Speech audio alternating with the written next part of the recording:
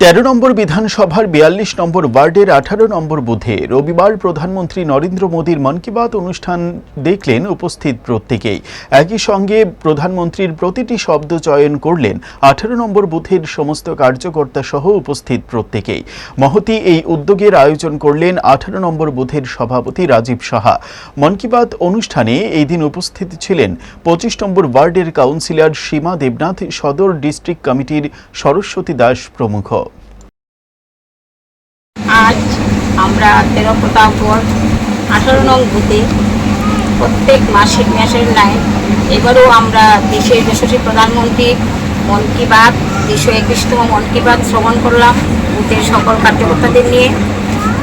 আমরা একটা জিনিস খুবই ভালো লাগে যে আমরা যশস্বী প্রধানমন্ত্রীকে প্রত্যেক মাসের লাস্ট রবিবার ওনার মন কি বাতের মাধ্যমে ভারতবর্ষের বিভিন্ন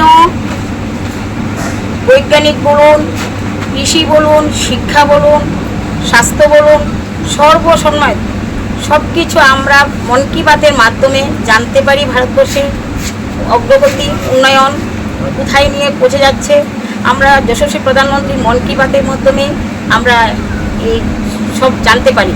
ভারতবর্ষের অন্তিম স্থান, অন্তিম ব্যক্তি পর্যন্ত ভারতবর্ষের যশস্বী প্রধানমন্ত্রীর মন কি বাতের মধ্যে আমরা দেখতে পাই।